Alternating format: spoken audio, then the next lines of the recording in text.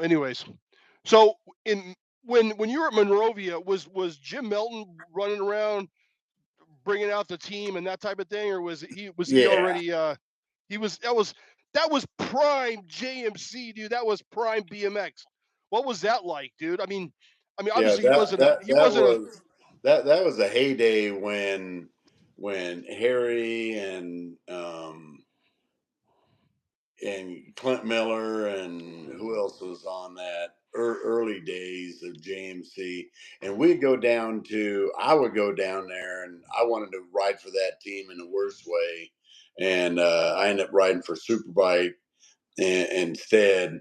And, but they always had the coolest bikes. And I remember Harry would weld and you'd sit there and watch them build bikes, and Jim Milton would sell bikes out front in his little shop down in Irwindale. And now the way people talk about it now, it's like a god. And yeah, he's a deity. Yeah. when you grow up there and you live like that, you don't think of the future like you do, like you see it now.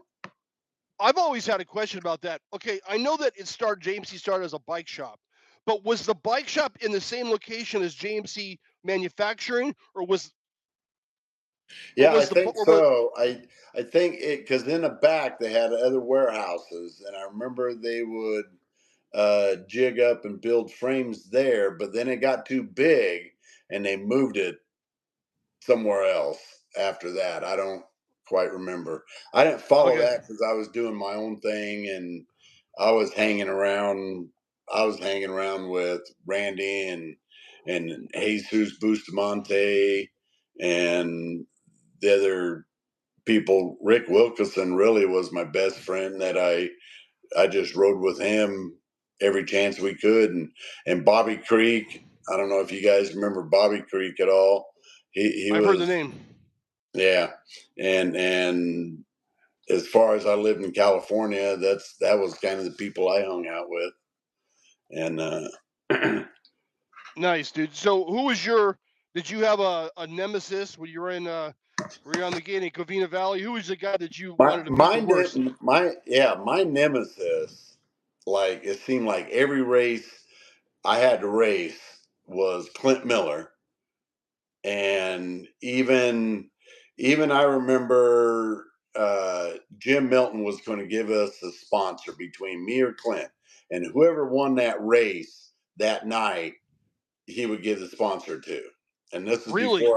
this is before I got sponsored by, and Clint beat me that night, but I already knew Clint would get it anyway because Clint was always the clean cut sponsor friendly person. I was the long haired pothead, you know, and I never got, the great coverage due to, you know, um, my beliefs, I guess. So you literally could have had Clint Miller's spot on JMC if you would have won that race that night. Maybe, yeah. I mean, I mean, maybe. I mean, wow, dude. Jim gave us that option that night, and Clint beat me that night at Covina Valley, and he beat me fair and square, and it was a good race, you know. Was Clint on a JMC or was he on something else? I think we all rode Webcos back then. I think maybe he had some tricked out. Who knows? A lot of those guys, they all had good families. They had good mom and dads that supported them. And like I said, my mom and dad never saw me race. I'm not trying to, sound bad or nothing. It's just life. It's just facts. All right. And so I never really had the support behind me, especially like today's kids. Hell, I sold my house so my daughter could swim, you know, and stuff happens, But in those days, if I didn't hitch a ride to Chandler, I wasn't going to Chandler. If I wasn't going to Bakersfield because Anthony Poolsy wouldn't let me sit in the back of his truck, I said, can I ride on top? We didn't care. We just wanted to get to that race, and we didn't You have that kind of support you bring up until I you bring up something interesting for me. How were until I you at got nationals? sponsored. Huh? How were you at How were you at nationals? Did you make it out of your motos? Did you make it? Were you making mains at nationals, or were Oh you yeah, moto I film like me? usually made every main, or somebody like John Cruz would crash me out on a semi. You know, so I love John Cruz. He's a great guy, but he put me out the last corner at Weinert. I got second because of John at Weinert Mountain. I would have had it first. Well, you could have got taken out by someone worse, right? I know, right? Yeah.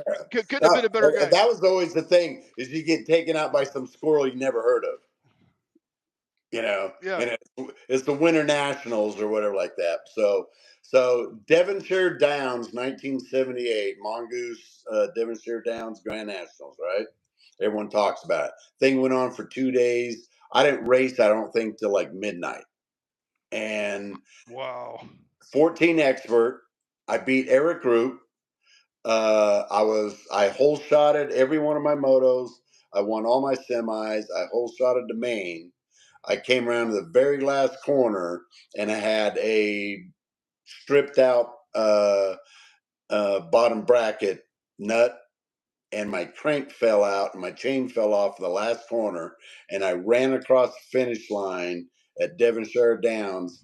And Don Cole, I still remember this, Don Cole from Wheels and Things from San Diego, beat me Yeah. across the finish line by like the front wheel. And I was running and carrying my bike. Yeah. And Was that your best finish at a national, or did you take the gold one time? I did that. Let me see, my biggest national. I got second in the 14 novice in Weinert Mountain, first place in Rancho Cucamonga, some race. The Easter Grand Prix we had at Monrovia. Tinker beat me right at the line for first place. I got second place at the Easter Grand Prix. I won all my motos, and it was 14 novice,